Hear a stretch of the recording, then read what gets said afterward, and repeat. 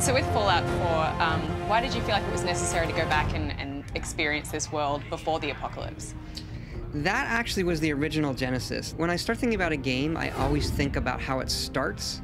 Like, what's the interface? How does it start? You know, some big features, but that's one of the things that makes Fallout really special, is that world beforehand. Good morning! Vault-Tec calling. Kind of this world of tomorrow, hopeful, retro future where anything is possible. Ah, good morning, sir.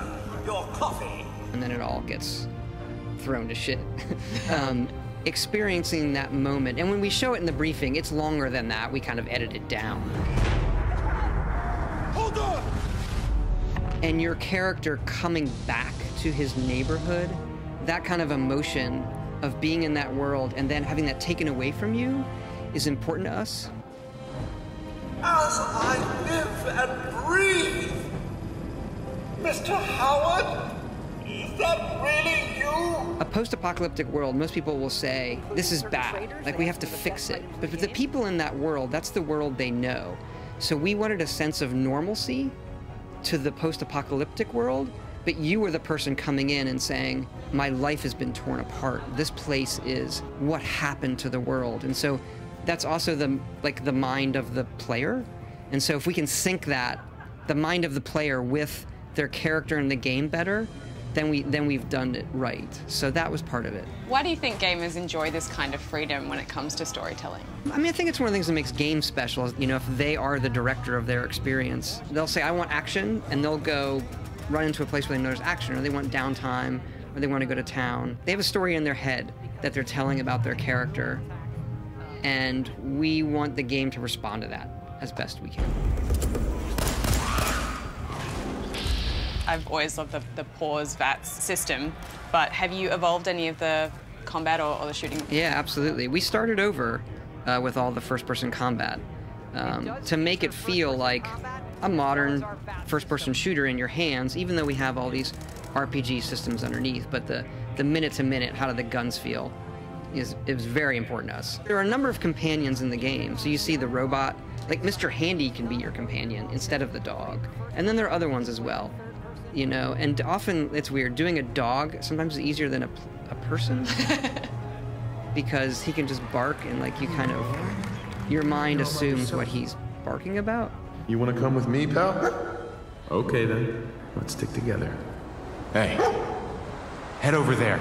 We spent a lot of time designing the world and the people in it. Like, the world ultimately is the main character of the game. There's very few ideas you can't put in a Fallout game. Like when we're doing Elder Scrolls, you can have a lot of wacky ideas and you think, well, that doesn't really fit. And with Fallout, you usually can find an angle for something really wacky. And so I think it's that juxtaposition in Fallout in particular of, it can be very serious and scary and survivalish. A month ago, there were 20 of us. Yesterday, there were 8. Now we're 5. And then it can be like instantly funny. That means you're 2 centuries late for dinner. Or like B-movie crazy fantasy. Ready to some shit up? Like with Lizard Man or whatever, you know, whatever you want to do. And it just kind of works.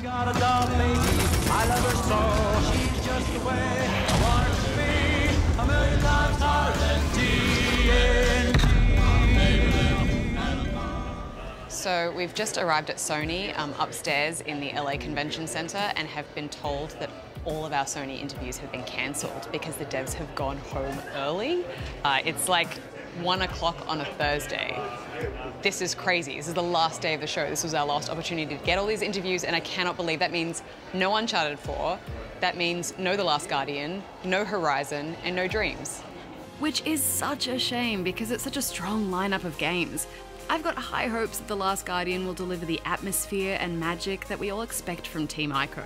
And Horizon Zero Dawn was a refreshing surprise from Guerrilla Games. I mean, they could have easily churned out another Killzone shooter, but to give us a futuristic robot dinosaur hunting game, brilliant! Stay still! And what can you really say about Uncharted 4: A Thief's End other than bring it on, Drake? To not get a chance to chat with these devs about these games was devastating, but I did at least get to see what the PS4 will bring with its VR add-on, Project Morpheus.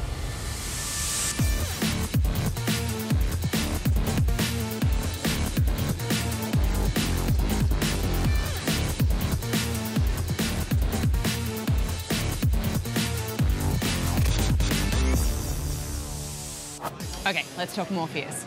The first game I had a go of was Playroom VR.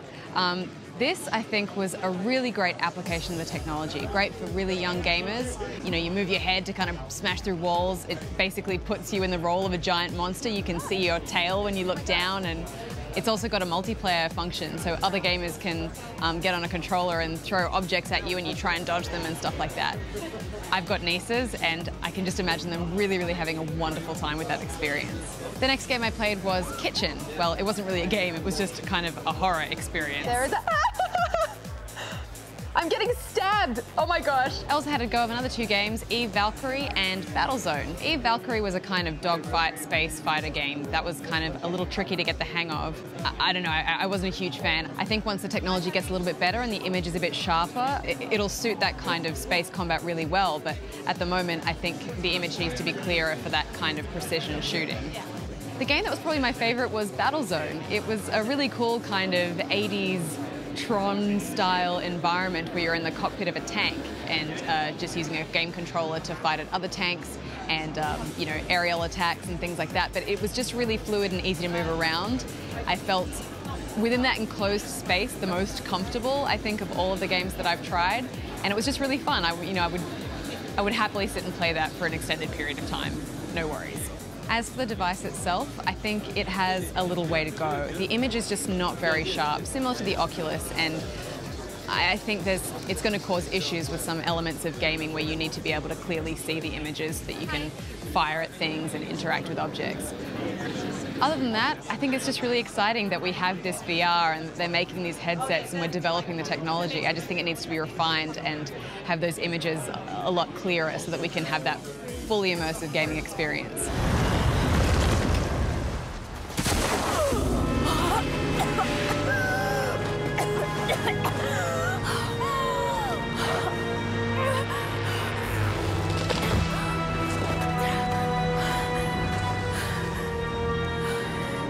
Please don't try to find me.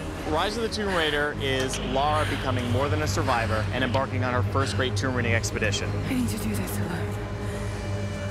Things that we want to keep is that this is still Lara's journey. This is her story. So even though she's progressing as a character, this is her understanding that she was meant to be. She was destined to be the Tomb Raider. So that's what she has to become in Rise of the Tomb Raider. What we wanted to improve is a lot of everything else. So our hub worlds now are 3 times bigger than they were in Tomb Raider. That means that there's tons of stuff for you to do in them, whether it's optional side missions for allies, hunting, collectibles, challenges. And then we also really wanted to upgrade our guerrilla combat. You know, Lara's always been sort of a scrappy, desperate fighter. She's never meant to be an assassin. But what we've done is give her a little bit more skills, a little bit more of those guerrilla tactics, so she can really use the environment, turn it against the enemies, craft weapons on the fly, upgrade her weapons. We're finally now delivering that level of detail in the world and in Lara that we always had in our mind's eye. And I think that helps really immerse you in the experience, so you really get that cinematic survival action. But it also comes down to the performance capture. You know, we work with Camilla Luddington. She's incredibly talented, and she sells Lara just being in those situations. You feel, like you said, cold when Lara's in that situation. You're cold with Lara. Okay. Got to start a fire. If the gaming industry can show that they are more and more willing to play as female protagonists, I think that's awesome for everyone. We've always felt that our goal was to deliver the most realistic and human version of Lara possible. That she'll shiver when she comes out of water or warm her hands by a fire when she passes it. We want her to feel real, and we also want her to be known for her intelligence as well as her skill and her, you know, her indomitable will to find the truth. Incredible. This is it. We got incoming Imperials! Look alive!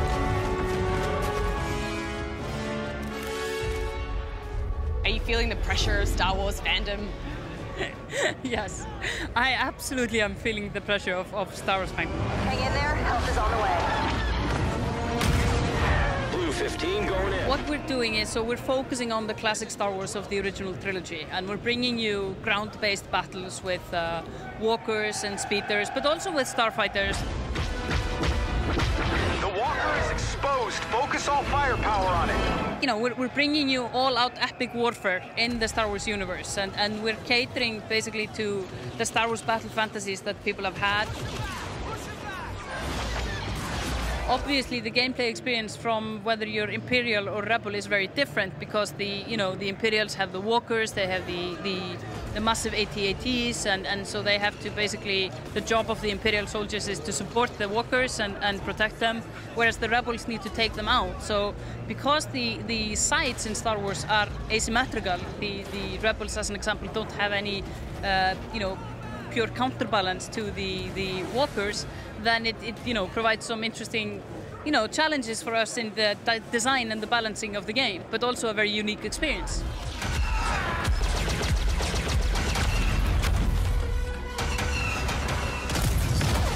It's a real dream come true for a lot of people. There's such a romance to the world of Star Wars. Do you and the team ever have just full-on nerd meltdowns when you're making this?